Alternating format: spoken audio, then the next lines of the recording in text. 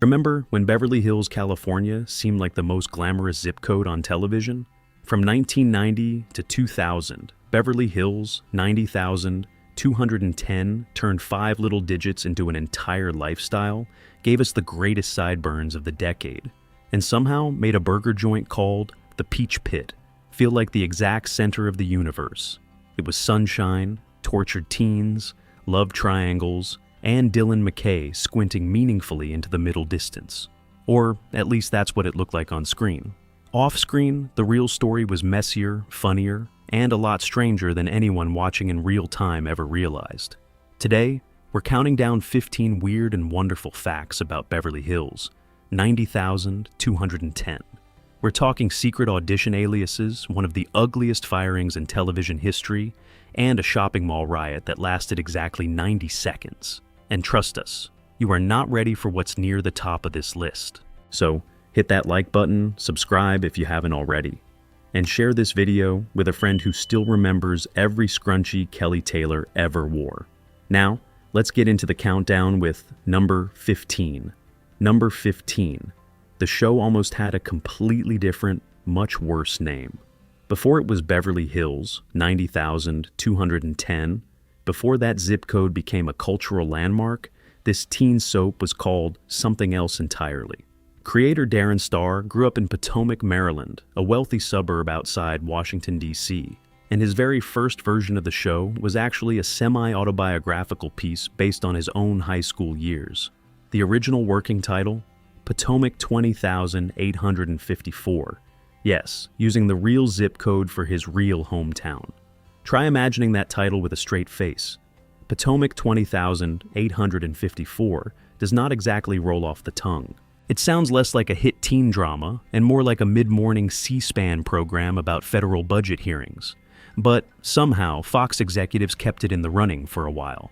When the setting eventually shifted from Maryland to sunny California, the title moved with it, but only halfway. For a while, the pitch was simply called Class of Beverly Hills, which honestly sounds like an after-school special about a valedictorian who learns a lesson about being nicer to the janitor. It was Fox that finally landed on the now iconic Beverly Hills, 90,210 branding using the number to convey glamour, wealth, and a hint of mystery all in one shot. And it worked almost instantly. That 5-digit hook became so famous it spawned actual merchandise, an entire franchise, spin-offs, knockoff clothing lines, and even themed merchandise shops. So yes, the most recognizable zip code in television history almost belonged to a quiet Maryland suburb, famous mostly for its horse farms. Darren Star himself has said he never expected the number in the title to become the most famous part of the whole franchise. He thought it was just a placeholder, and every time someone yells Beverly Hills 90,210 like a battle cry, just remember, it was one boardroom decision away from being Potomac 20,854, number 14. The first season was such a complete flop, it almost killed the entire show. Today we remember Beverly Hills 90,210 as an unstoppable pop culture juggernaut. But back in October of 1990, when the pilot titled Class of Beverly Hills first aired on the still scrappy Fox network, the response was underwhelming. Actually, that's being generous. It was a flop. In its debut season, Beverly Hills 90,210 ranked number 118 in the overall ratings. 118. There were essentially only around 130 network shows on the air at the time, which means the Walshes were basically drifting near the bottom of the barrel. It did not help that Fox scheduled it directly opposite NBC's Cheers, arguably the most beloved sitcom on television at the time. The teens of West Beverly High were being asked to compete with Sam Malone and the entire Boston bar crew, and it went about as well as you'd expect. Behind the scenes, panic quietly set in. The network debated whether to pull the plug entirely and cut their losses. Even Tori Spelling, a producer with a golden touch on shows like The Love Boat, Dynasty, and Charlie's Angels, could not seem to make this teenage soap catch fire out of the gate. But then, something quietly began to shift. The season 1 finale, featuring Brenda and Dylan's very first sexual encounter, sparked an actual national conversation, and word of mouth started to snowball fast. Suddenly, teenagers were talking about the show at school, in shopping malls, and at slumber parties across the country. And what happens next is one of the most brilliant scheduling moves in television history. But we'll get to that a little later in the list. For now, just remember, the show that came to define an entire decade started out as one of the biggest disappointments on the entire Fox lineup, hanging on by a thread that no one thought would hold. Number 13. Beverly Hills was not actually filmed in Beverly Hills. This one shatters the magic. When you watch the West Beverly High kids strolling under palm trees, gossiping in that iconic courtyard, or slamming lockers between periods, you assumed you were getting an actual glimpse of glamorous Beverly Hills life. You were not. In fact, most of the show was filmed nowhere near the 90,210 zip code. The famous school exterior scenes were shot at Torrance High School, a working public high school, located about 30 minutes south of Beverly Hills. And Torrance is not exactly a place people associate with limousines and Rodeo Drive. It's a modest, middle-class community with a totally different vibe from the world the show was pretending to be. Torrance High opened way back in 1917, and it looked so photogenic on camera that dozens of shows and movies eventually used it as a stand-in for other schools. If you've ever seen Buffy the Vampire Slayer, She's All That, Not Another Teen Movie, or countless other teen classics, congratulations. You've seen the same building. Some Torrance High alumni have joked that after years of seeing the cast on their campus, the actors felt more like classmates than distant TV stars. But here's what makes it even funnier. The interior scenes for the Walsh House, the Peach Pit, and other core sets were not shot on some glamorous Hollywood soundstage either. They were filmed inside a warehouse complex on Calvert Street in Van Nuys, California. And Van Nuys is a lot of things, but glamorous is not one of them. So the entire visual universe of Beverly Hills, 90,210, was cobbled together from a working-class high school in Torrance and a warehouse in the San Fernando Valley. Illusion is a powerful thing on television, and Beverly Hills, 90,210, was one of the greatest illusions of the entire decade. Number 12. The Peach Pit was based on a real Los Angeles burger joint. If you grew up watching Beverly Hills, 90,210, the Peach Pit was more than just a set. It was practically another character on the show. That U-shaped counter, the retro diner vibe, the wood paneling, the tiny window into the open kitchen, all of it felt too specific to have been invented in a writer's room. That's because it wasn't. The Peach Pit was directly modeled on a real Los Angeles restaurant called the Apple Pan, a tiny hamburger joint that has been serving up steak burgers and homemade pies on Pico Boulevard since 1947. And when we say directly modeled, we mean it. The U-shaped counter, the open kitchen, the wood-paneled walls, even the placement of the doors and windows are almost identical. Showrunner Charles Rosen has openly said that one of the writers on 90,210 used to eat at the Apple Pan as a kid, and it was that memory that shaped the Peach Pit into the beloved hangout we all remember. Even Jason Priestley confirmed it in interviews years later, straight up saying the Peach Pit was based on the Apple Pan. The exterior of the real restaurant even doubled as the Peach Pit's exterior in a few early Season 1 episodes, before the production moved to a different storefront. And the coolest part is that the Apple Pan is still open today. Same location, same wood paneling, same vintage cash register, same steak burger recipe from the 1940s.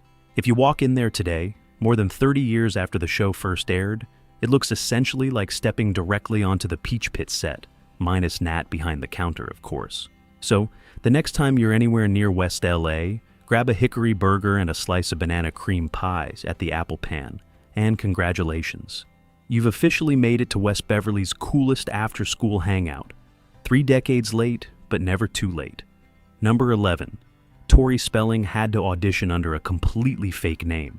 Everyone knows the name Aaron Spelling. He was a titan of American television, the mastermind behind The Love Boat, Charlie's Angels, Dynasty, and, of course, Beverly Hills, 90,210.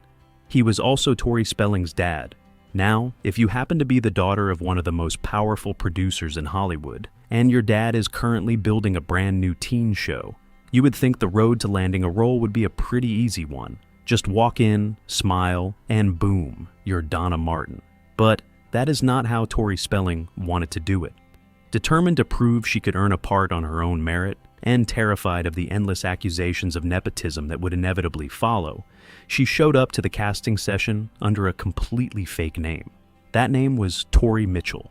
Even better, the name was reportedly inspired by a character Heather Locklear had once played in a TV movie her dad produced. Basically, Tori tricked her father's own casting team using a name borrowed from her father's own project. She originally auditioned for the roles of Kelly Taylor and Andrea Zuckerman, but eventually landed the part of the sweet, virginal, fashion-obsessed Donna Martin. And here's the fun twist. According to Tori herself, her father Aaron reportedly did not know she was auditioning at all until she found the script tucked inside his briefcase at home. She was 17 years old at the time. She peeked at the pages and simply never mentioned it at the dinner table. So, yeah, the ultimate Hollywood Nepo baby went to elaborate lengths to hide her identity, just to feel like she had earned her spot. And accusations of nepotism? They followed her around anyway, for the entire 10-season run of the show, and honestly for the rest of her career. Some things you just cannot escape, no matter what fake last name you use. Number 10. The teenagers got quietly younger between seasons. In the first season of Beverly Hills, 90,210, the main cast, Brandon, Brenda, Kelly, Dylan, Steve, and Andrea, were all portrayed as juniors in high school, otherwise known as 11th graders. That meant they were supposed to be about 16 or 17 years old, dealing with junior year drama, junior year crushes, and junior year prom vibes. But then the show got popular. Fox realized they had a real hit, and they wanted to keep these characters in high school for as long as humanly possible. There was only one small problem. If the teens were already juniors in Season 1, they would have to graduate by the end of Season 2. That would completely ruin the entire teen drama premise before it even had time to breathe. So, the producers did what any smart TV team does when reality gets in the way. They simply rewrote reality. When Season 2 kicked off, the characters were quietly retconned to be sophomores instead of juniors. Yes, they magically got a full year younger overnight. Nobody on the show acknowledged it. The writers just started referring to them as 10th graders and moved on, hoping nobody would notice. And for the most part, viewers didn't. Everyone was too busy watching Dylan and Brenda's romance, Kelly's love triangles, and Steve's constant hair experiments to do the math. But if you go back and watch Season 1 closely today, you can still spot the occasional mention of them being older students. Some of the class events don't line up with the sophomore year timeline that came after, but nobody at Fox ever offered an explanation. So, the true rewriting of history didn't happen on the show. It happened to the show, and the characters lost a full year of their lives so Fox could squeeze more episodes out of West Beverly High. It's the closest television has ever come to actual time travel. Number 9. Fox pulled off a scheduling trick that accidentally invented modern summer TV. Let's rewind to the summer of 1991. Beverly Hills, 90,210 had just wrapped up its underwhelming first season. Ratings were mediocre. Buzz was slowly growing thanks to that steamy Brenda and Dylan finale, but the show was still on shaky creative ground. And then Fox did something no major network really did back then. They ordered a whole batch of brand new episodes and aired them right in the middle of summer, when every other show was in rerun season. This was a wild move. At the time, summer television was basically the graveyard. Every big network filled those months with repeats and burn-off content, while the real season kicked off in September. But Fox saw an opportunity nobody else did. Teenagers were out of school, they were bored, they needed drama, romance, and beach hangouts. And Beverly Hills, 90,210, delivered every single one of those things in glorious sunshine-drenched form. Jennie Garth later told the New York Times that they specifically filmed all the risky summer episodes at the beach and aired them exactly when other shows were in reruns. And the strategy worked so well that it literally changed television forever. Ratings for the second season practically doubled overnight, reaching a weekly average of over 17 million viewers. The show suddenly became one of Fox's biggest hits, and an entirely new concept was born, the Summer TV event. Every teen show that came after, from Dawson's Creek to The OC to countless MTV series, learned directly from this playbook. So, the next time you binge a summer show and wonder why so much television now targets those vacation months, thank Beverly Hills, 90,210. The Walshes basically invented modern summer TV as we know it, all because Fox took a bold swing when everyone else was napping through the reruns. Okay, we have to take a quick pause because if you're loving these behind-the-scenes stories, do us a favor, hit that like button, subscribe if you haven't already, and let us know in the comments which reveal has surprised you the most so far. Alright, let's get back to the countdown with number 8. Number 8. The production company was hiding a secret family tribute. If you ever sat through the closing credits of Beverly Hills, 90,210, you might remember seeing a little logo at the very end for something called Tori Productions. It flashed by so fast that most viewers never gave it a second thought. It sounded like the name of some generic Hollywood shell company, probably named after a lawyer or a location. It was not. Tori Productions was actually a personal creation of Aaron Spelling, and the name is a smushed-together love letter to two very specific people in his life. His own kids. That's right, Toran equals Tori plus Randy. Tori Spelling, of course, is the famous Donna Martin herself.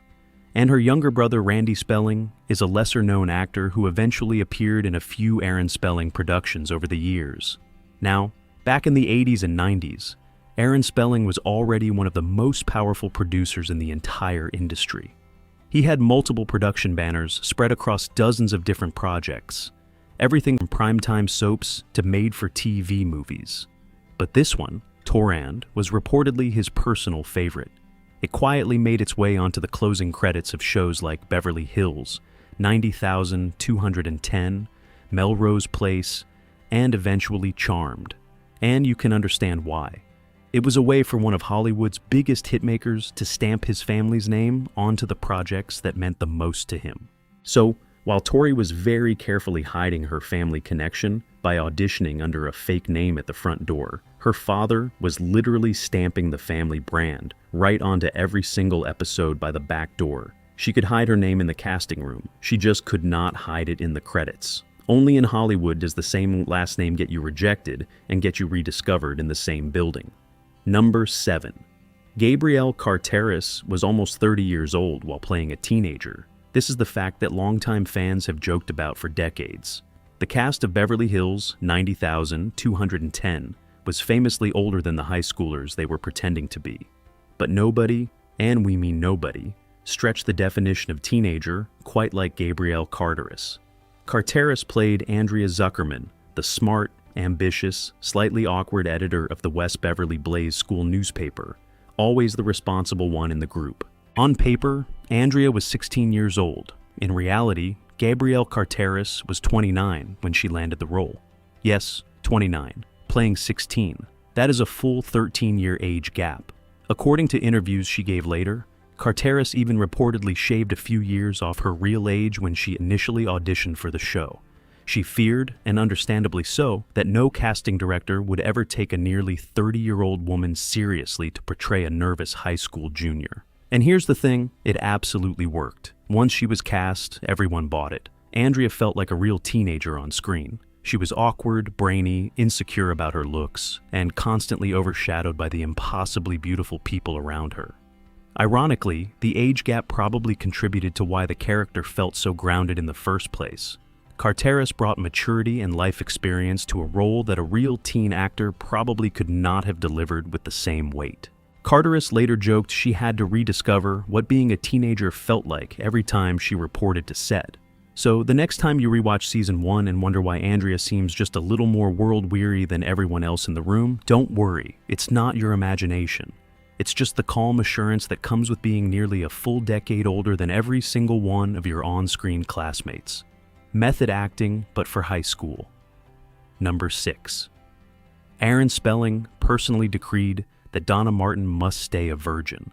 Beverly Hills, 90,210, was groundbreaking for the way it handled teenage sex on primetime television. Brenda and Dylan's steamy first time in the season 1 finale, remember, was a defining moment in early 90s TV.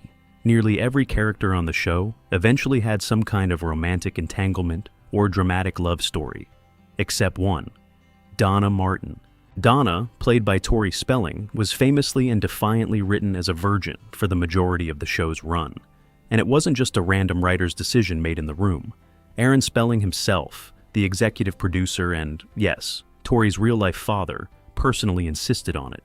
Producer Charles Roseanne later confirmed the story, saying Aaron wanted Donna to stand apart from the increasingly sexually active ensemble around her. His rationale was that television was oversaturating young viewers with sex, and he wanted at least one central character to represent a different, quieter, more traditional path. So, Donna stayed a virgin, not for one season, not for two, but for 7 full seasons. She finally had her big romantic moment with her longtime boyfriend David Silver during the 1997 finale titled Graduation Day. At the time, this was a genuinely wild thing to do on primetime TV, especially on a show that was otherwise known for its risque storylines. Some fans loved Donna's arc for reflecting their own choices and values. Others thought it was old-fashioned or unrealistic. Either way, it made her one of the most talked-about characters on the show, season after season. And most people had absolutely no idea it was all because Aaron Spelling had a very specific fatherly rule about how his daughter's character was allowed to behave on primetime television. Executive producer, doting dad, and virginity gatekeeper, only in the 90s. Number 5. Luke Perry auditioned for the wrong role and almost got forgotten completely. Every fan of Beverly Hills, 90,210, knows Luke Perry as Dylan McKay, the brooding, sideburn-sporting, cigarette-flicking bad boy who became one of the biggest teen idols of the entire 1990s. But get this, Luke Perry did not audition for Dylan. He walked into that casting room hoping to play Steve Sanders, the loud, blonde, spoiled, rich kid of all people.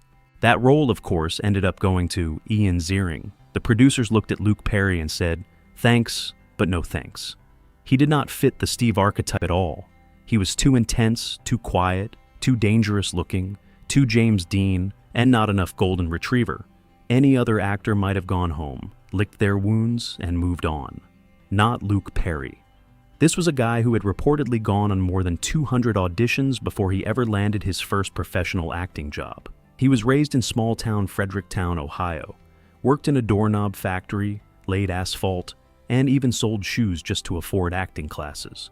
Rejection was practically his second language by the time he moved to Los Angeles. So, the producers eventually called him back. They had a new idea brewing.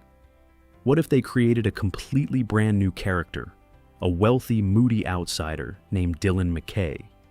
Initially, Dylan was meant to appear in only a handful of episodes, not become a full series regular. But when Aaron Spelling personally saw the on-screen chemistry between Luke Perry and Shannen Doherty, he insisted the character stay permanently. According to Spelling himself, they wanted someone dangerous, someone with an edge, and Luke Perry more than delivered on both counts. That decision turned an almost nobody from Ohio into a global heartthrob and one of the defining faces of the entire decade. Sometimes, the wrong audition really is the right one. Number 4. Luke Perry once caused an actual riot at a shopping mall. By 1991, Luke Perry mania had reached genuinely dangerous levels across America. It was not just polite autograph seekers waiting in line. It was not just fans screaming from a safe distance. It was full-on, cross-country teen hysteria, the kind of frenzy people usually associate with Elvis Presley or the Beatles in their prime. And it reached its terrifying peak in August of 1991 at a place called the Fashion Mall at Plantation in Florida. Luke Perry had been booked for what was supposed to be a routine promotional autograph signing.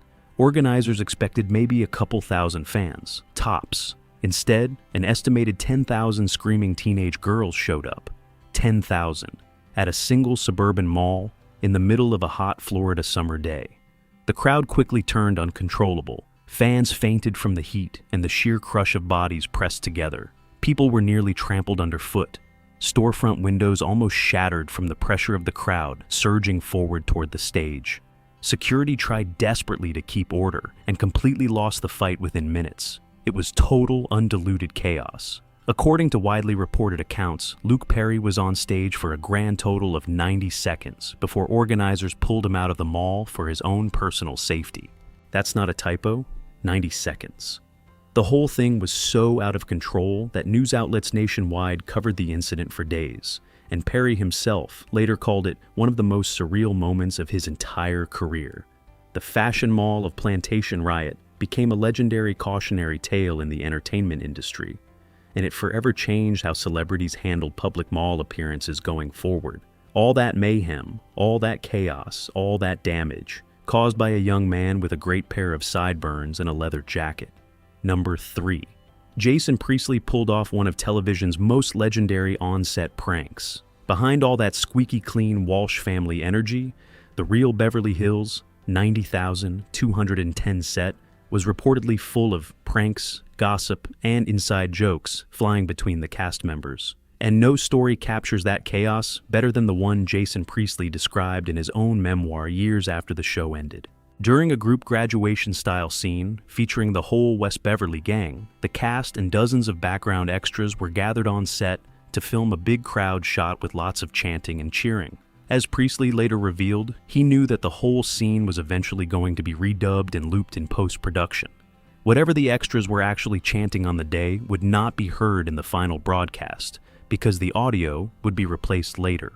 So, he decided to have a little fun with that loophole.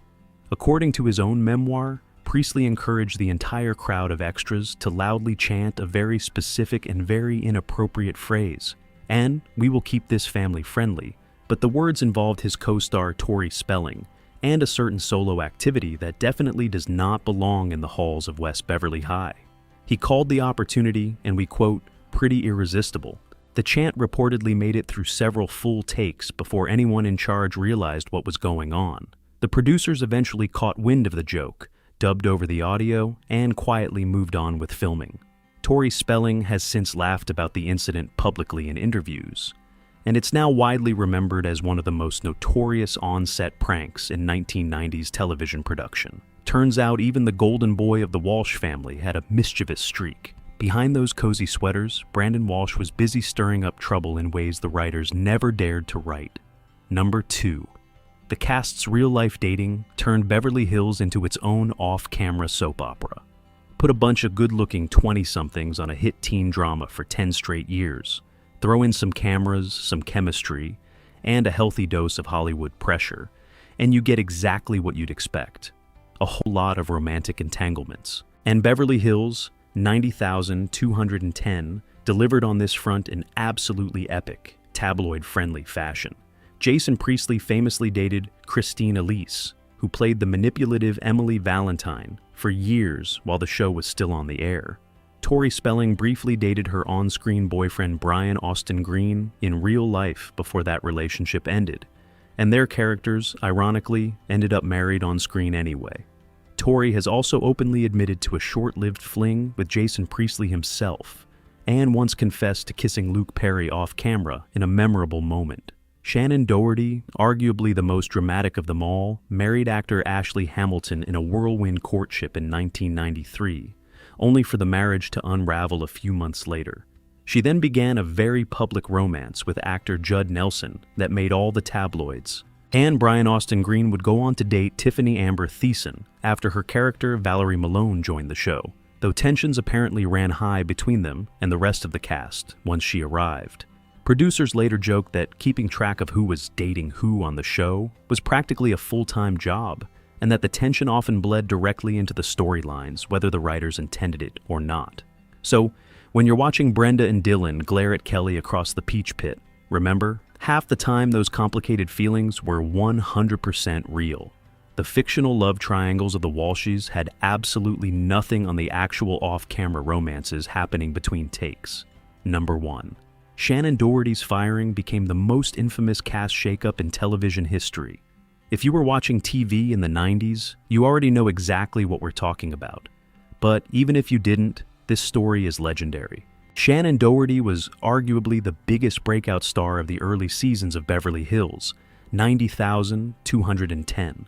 Her portrayal of Brenda Walsh, the sharp-tongued twin sister, who moved from Minneapolis to Beverly Hills, was central to the entire premise of the show.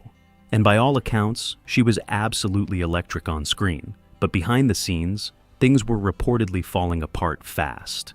As early as Season 2, reports began leaking about Doherty's on-set behavior, feuds with producers and co-stars, chronic lateness, missed rehearsals, and even alleged physical altercations.